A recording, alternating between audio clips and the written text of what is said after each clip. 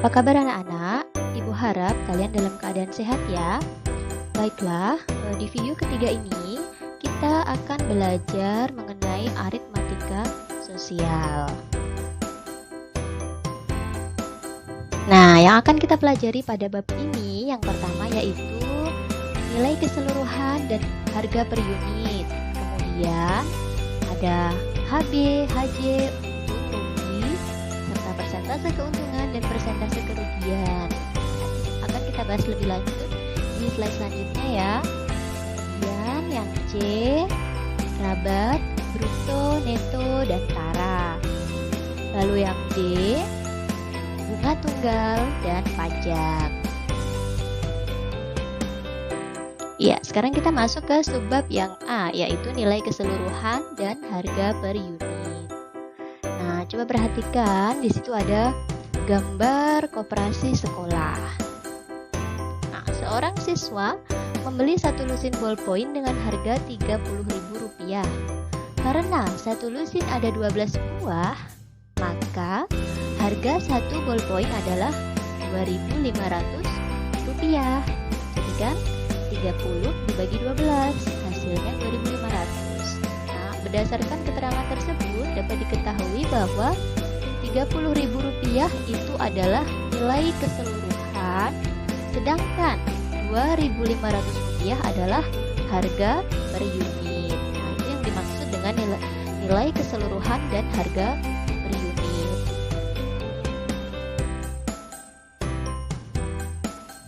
Kita masuk ke contoh soal nih. Misalnya, harga satu rim. Nah, satu rim itu 500 lembar ya.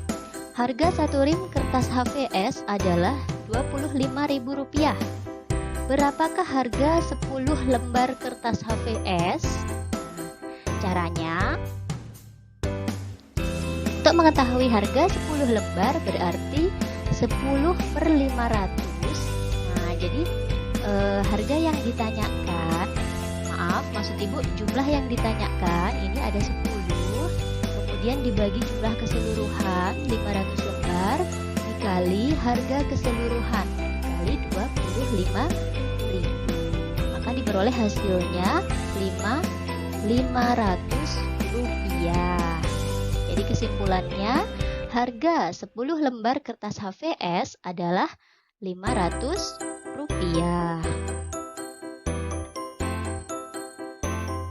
Ya, sekarang yang B, HB, HJ, untung, rugi, persentase keuntungan dan persentase kerugian. Nah, coba perhatikan, apa itu HB? HB itu harga beli atau harga pembelian. Kalau HJ itu harga jual atau harga penjualan. Kemudian di sini ada untung. Nah, apa itu untung? Kenapa dikatakan untung?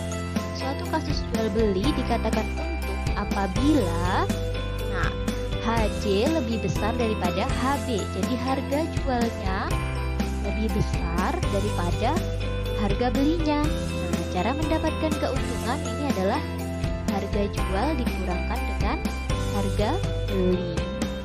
Kemudian di sini juga ada kasus rugi. Rugi itu kebalikannya dari untung apabila harga beli lebih besar dari harga jual. Nah, nanti diperoleh dari harga beli dikurang harga jual, maka dapatlah berapa besar kerugiannya. Kemudian nanti ada persentase untung. Persentase untung berarti untung per harga beli dikali 100%. Nah, yang bawah ini, maaf ibu salah ketik ya, seharusnya ini persentase rugi. Persentase rugi caranya R per HB atau besar kerugian dibagi harga beli dikali 100%. Untuk lebih jelasnya, mari kita perhatikan contoh soal berikut.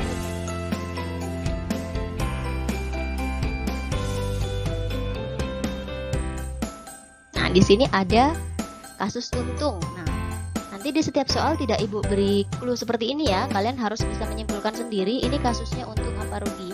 Tapi karena ini contoh soal, jadi ibu beri bocoran, ini namanya kasus untung.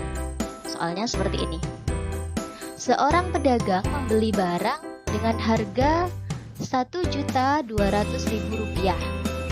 Kemudian kemudian dia menjualnya dengan harga Rp1.500.000.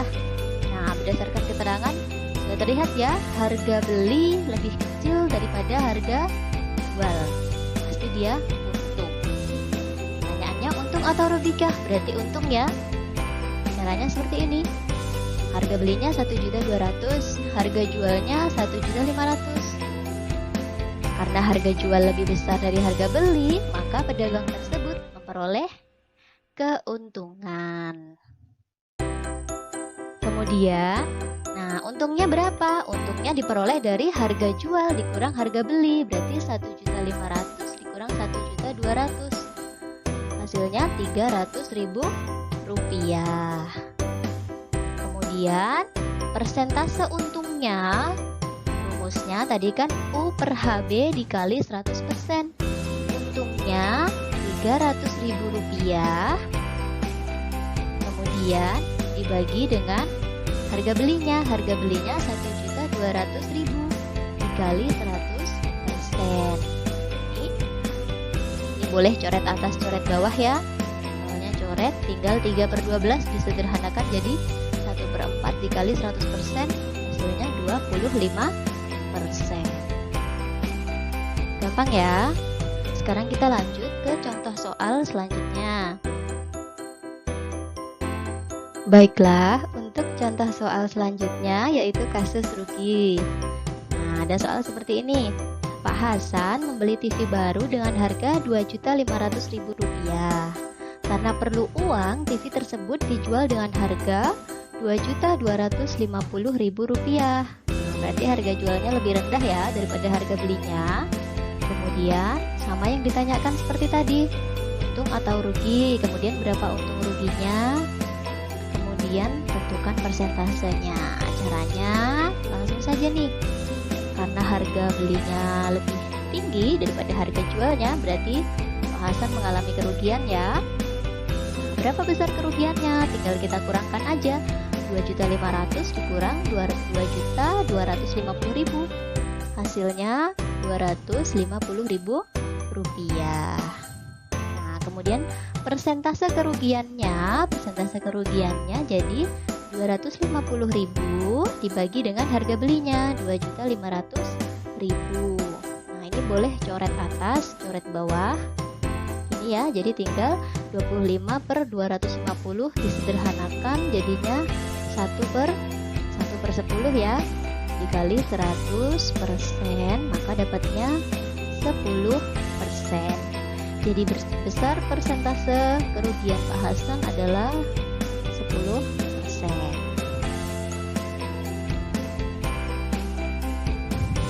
Ya, sekarang yang C.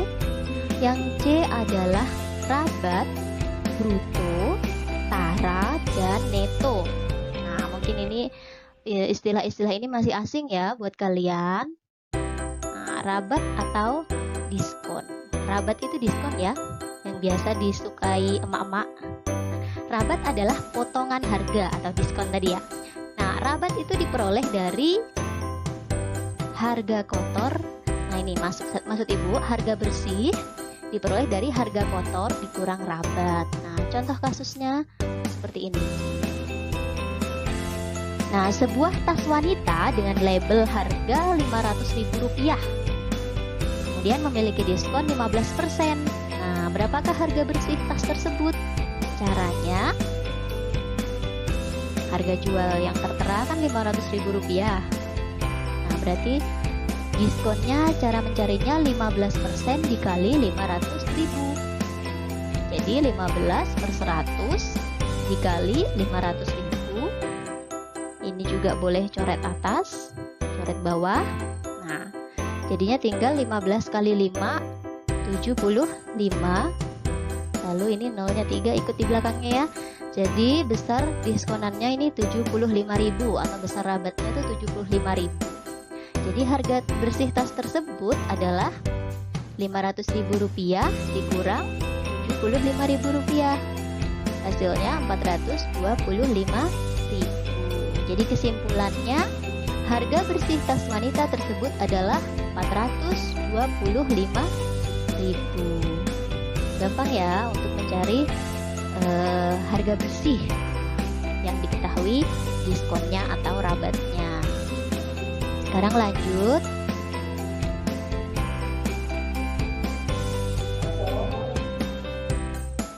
Kita lanjut ke bruto, tara, dan neto. Nah, apa itu bruto, tara, dan neto?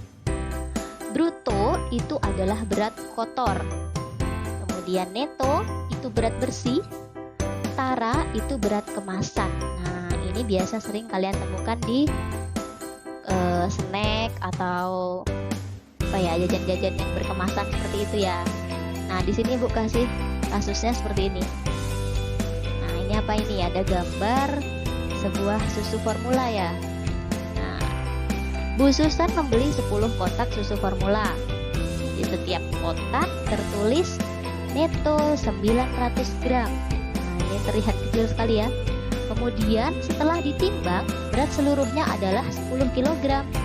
Berapakah tara dari setiap susu formula? Berarti yang ditanyakan adalah berat kemasan dari setiap kotak susu ini.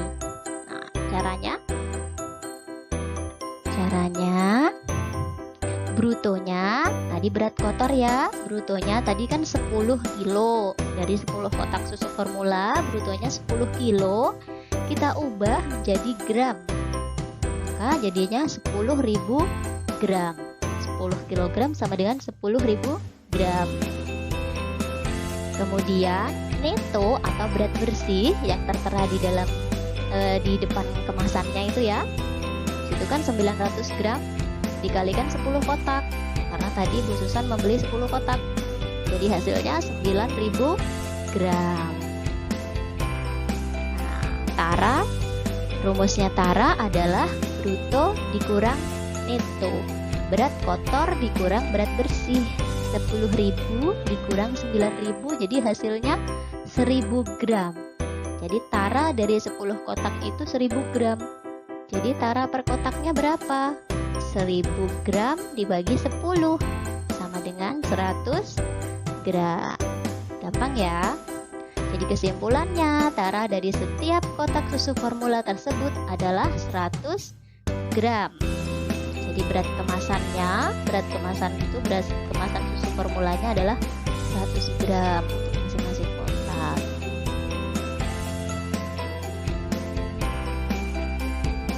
Selanjutnya ini yang terakhir, bunga tunggal dan pajak. Nah, ini kalian sudah sering mendengar ya. Bunga tunggal adalah bunga yang dihitung berdasarkan modalnya saja, sedangkan bunganya tidak akan berbunga lagi. Ini biasa kalian dengar ketika menabung di bank nih ya, misalnya ya. Contohnya nih, Marisa menyimpan uang di bank sebesar Rp800.000. Dengan bunga tunggal 18% per tahun. Kemudian hitunglah jumlah uang Marisa setelah 4 bulan. Caranya, modal dulu ya. Modal itu tabungan awalnya. Tabungan awalnya tadi Rp800.000. Kemudian cara menentukan bunga dalam 1 tahun. Nah, persentase yang diketahui dikalikan dengan modalnya. Ini modal ya. Nah, persentase yang diketahui ini 18% diketahui di soal. Jadi 18 per 100 dikali 800.000. Nah, ini boleh coret bawah, coret atas. Jadi tinggal 18 kali 8 hasilnya 144.000. Itu bunga dalam 1 tahun. Nah, di sini yang ditanya adalah jumlah uang Marisa setelah 4 bulan. Berarti nggak sampai 1 tahun ya. 4 bulan aja caranya. Karena 1 tahun itu 12 bulan, maka di sini kalau yang ditanya 4 bulan berarti 4 per 12 dikalikan besar bunga 1 tahun tadi 144.000. Nah, ini boleh coret bawah nih, 12 kita coret dengan 144, jadi kan dapatnya 12. Tinggal 4 dikali 12 hasilnya 48. Ini nolnya nolnya ikut di belakangnya, jadinya Rp48.000. Kemudian, nah, jumlah uang Marisa setelah 4 bulan, tadi modal awalnya kan 800.000, ditambah bunganya setelah 4 bulan 48.000. Maka dapatnya 848.000. Bisa ya? Kemudian iya, kita lanjut ke pajak. Pajak adalah sejumlah uang yang dibayarkan oleh rakyat kepada negara atau pemerintah untuk digunakan bagi kepentingan rakyat. Nah, misalnya tuh kalian punya motor, itu dikenakan pajak, mobil dikenakan pajak, seperti itu yang pada umumnya ya. Di sini Ibu kasih contoh kasus seperti ini. Dalam kasus jual beli ya, ini Pak Joni membeli sebuah mobil di dealer dengan harga 120 juta rupiah dan dikenakan pajak pertambahan nilai atau PPN sebesar 10%. Berapa rupiah Pak Joni harus membayar mobil tersebut? Nah, ini untuk kasus ini nanti di setiap soal itu biasanya Ibu kasih keterangan ya, karena pajak itu bermacam-macam. Ada pajak pertambahan nilai, ada pajak bumi dan bangunan, dan sebagainya ya. Nanti pasti di setiap soal itu Ibu kasih keterangan. Untuk kasus ini, Ibu ambil pajak pertambahan nilai. Cara menyelesaikannya seperti ini. Nah, jadi di soal tadi kan diketahui PPN-nya sebesar 10%. Jadi cara mencarinya 10% dikali dengan harga belinya. Harga belinya 120 juta. Jadi 10/100 dikali 120 juta. Ini coret atas, coret bawah. Ini boleh dicoret sama ini. Nah, jadi tinggal 1/1 kan 1 kali 12 tetap 12. Ini nolnya yang di belakang ikut udah 6, jadinya 12 juta. Jadi besar pajaknya adalah 12 juta rupiah. Berapa yang harus dibayar Pak Joni seluruhnya? Tadi harga mobilnya 120 juta ditambah pajaknya 12 juta. Jadi hasilnya 132 juta rupiah. Gampang sekali ya.